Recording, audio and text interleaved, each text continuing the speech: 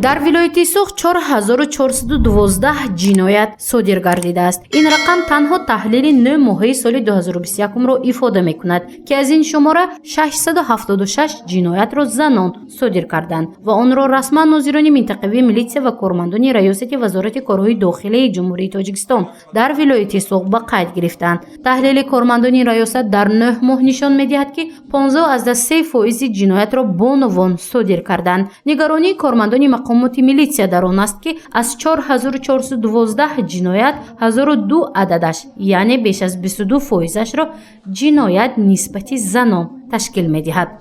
дар ин давра бар асари одамкушӣ ба худкушӣ расонидан, таҷовуз ба номоз, ғоратгарӣ, ҷалби одамон барои истисмор, қасдан расонидани зарери вазнин ба саломатӣ, хариду фурӯши одамон, розанӣ, тамаҷӯӣ, авошӣ, вайрон намудани қоидаи ҳаракат дар роҳ, дузди, қалоби ва дигар намуд ҷиноятҳо ҳуқуқи манфиатҳои занон дар баъзе ҳолатҳо поймол гардид. сардори шӯъбаи ҳифзи тартиботи ҷамъияти раёсати вазорати корҳои дохилии ҷумҳурии Тоҷикистон дар вилояти Суғд Абдурофеъ Абдуназарзода зимни мизи мудаввар, ки субҳи имрӯз дар толори бинои фонди қарзии хурди имон баргузор гардид, вазъи ҷинояткорӣ, махсусан ҷиноятсодиркунии занонро мавриди таҳлил қарор дод. Вай таъкид намуд, ки сабаби бештари содир гардидани ҷиноятҳо ин муноқишаҳои оилавӣ ва паст будани сатҳи маърифатнокии аҳолӣ аст. 135 адад байни келину хуштомад аз ҳамин ҳисоб 24 зӯроварӣ нисбати ҳамсар ва 442, яъне ки 24% дигар сабабҳои оилавиро дар бар медиҳанд ба қайд гирифта шуданд.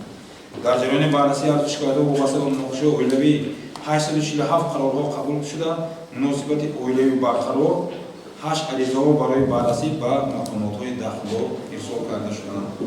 дар ин сабаб аз ҷониби нозирони минтақавии милитсия нисбати 499 нафар протоколҳои вайронкунии маъмурӣ барои риоя накардани талаботи қонунгузории ҷумҳурии Тоҷикистон дар бораи пешгирии зӯроварӣ дар оила тибқи талаботи моддаи 93 иловаи 1 ва 2, ки кирдори қасдонаи дорои хусусияти ҷисмонӣ, рӯҳӣ ё иқтисодӣ ё таҳдиди содир намудани онҳо дар муносибати оилавӣ ва ё риоя накардани талаботи амрномаи муҳофизатӣ, ки боиси поймол шудани ҳуқуқ ва озодиҳои аъзои оила гардидааст, тартиб дода барои андештани чораи маъмурӣ ба мақомотҳои дахлдор ирсол карда шуданд. Абдурофеъ Абдуназарзода сардори шӯъбаи ҳифзи тартиботи ҷамъияти раёсати вазорати корҳои дохилии ҷумҳурии Тоҷикистон дар вилояти Суғд таъкид намуд, ки барои саривақт пешгирӣ намудани сатҳи ҷинояткорӣ дар байни ҷамъият ва махсусан занҳо ин фароҳам овардани муносибати хуб дар оила ба ҳисоб меравад. Вай гуфт, давоми 9 моҳ нисбати 422 нафар шахсоне, ки дар оила истифодаи зӯровариро содир намуданд, барои минбаъд такрор накарданд, пешгирии ҳама гуна зуҳуроти номатлуб амрномаҳои муҳофизатӣ дода шудааст. дар ин раванд аз ҷониби нозирони минтақавии милитсия ҷиҳати пешгирии содиршавии ҷиноятҳо ва вайронкуниҳо дар доираи оила 1026 маротиба вохӯрии судманд бо ин ё он нафаре, ки ба вайроншавии оила, норозигӣ аз оиладорӣ, бетарафӣ нисбат ба муносибати оиладорӣ, фарзанд ё шахси дигар баргузор намуданд, ки боиси кам гардидани содиршавии ҷиноятҳо дар доираи оила гардид. то 1 январи соли 2021 дар қайди мақомоти вазорат дар вилояти Суғд ҳамагӣ 723 нафар ҳамчун оилаҳои ноустувор қарор доштанд.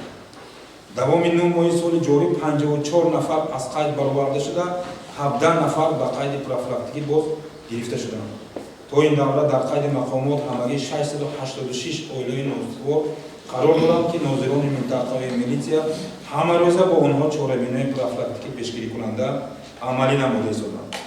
ҳарчанд бобати масъалаи мазкур корҳои зиёде ба сомон расонда шуда бошанд, ҳам то ҳол теъдоди зӯроварии хушунат дар оила ба назар мерасад. ҷиҳати решакан намудани ин зуҳуроти номатлуб ва пешгирии ин қабил ҳодисаҳо дар доираи оила бояд тадбирҳои заруриро роҳандозӣ намуд.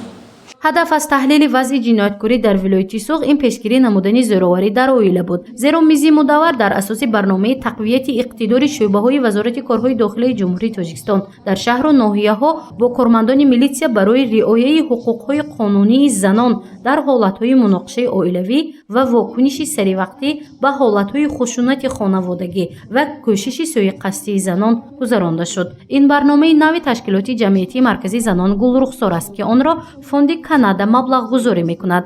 барномаи мазкур ба кори худ оғоз намуд. мақсадаш мустаҳкамкунии иқтидори намояндагони шӯъбаҳои вазорати корҳои дохилӣ оид ба расониндани кӯмак ҳангоми муроҷиати занон дар ҳолати гирифторшавӣ ва хушунати оилавӣ аст. Ташкилоти ҷамъиятии маркази занон гулрухсор ки мизбони мизи мудаввар буд, аз фаъолияти хеш ҳисобот пешниҳод кард.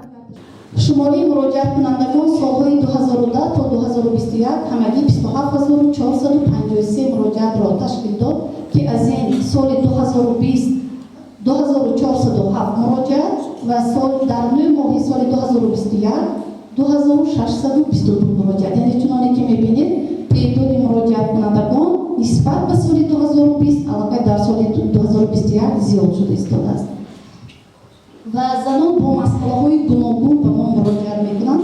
омори муроҷиат дар давоми 3 сол, яъне ҳамагӣ 2633 бо масъалаҳои равонӣ, бо масъалаҳои ҳуқуқӣ 3012 муроҷиат, бо масъалаҳои иҷтимоӣ 1001 муроҷиат ва ба паноҳгоҳи муваққатӣ 175 нафар фарогир карда шуданд.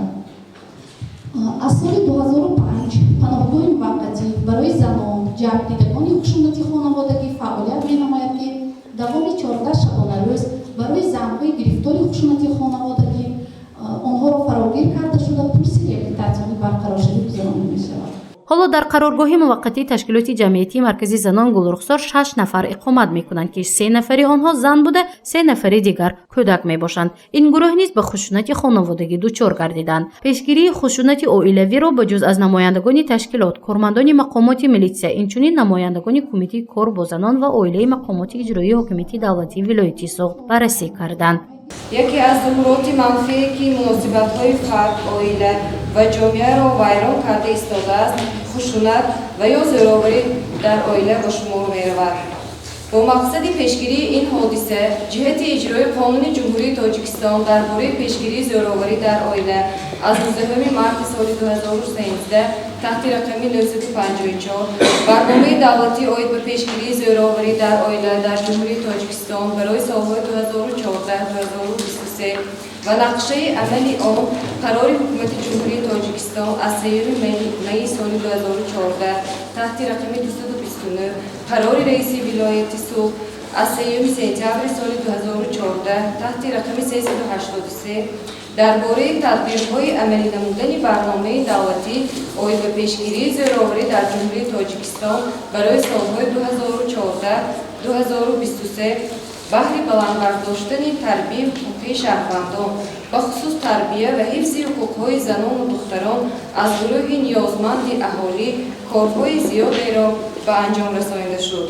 ҳамчунин дар мизи мудаввар нозири шӯъбаи ҳифзи тартиботи ҷамъиятӣ раёсати вазорати корҳои дохилии ҷумҳурии Тоҷикистон дар вилояти Суғд Фарангиз Маҳкамова низ сухан кард. вай оид ба натиҷаҳои назарраси фаъолияти хушунати оилавӣ ва таъсири он ба оила ва ҷамъият маъруза намуда, барои пешгирии хушунати хонаводагӣ ақидаҳояшро иброз намуд. мизи мудаввар бо муҳокимаҳои умумии иштирокҷон ба анҷом расид. гузориши Мафнушкурова, Наимҷон Аюбов барои барномаи иттилоотии хабар.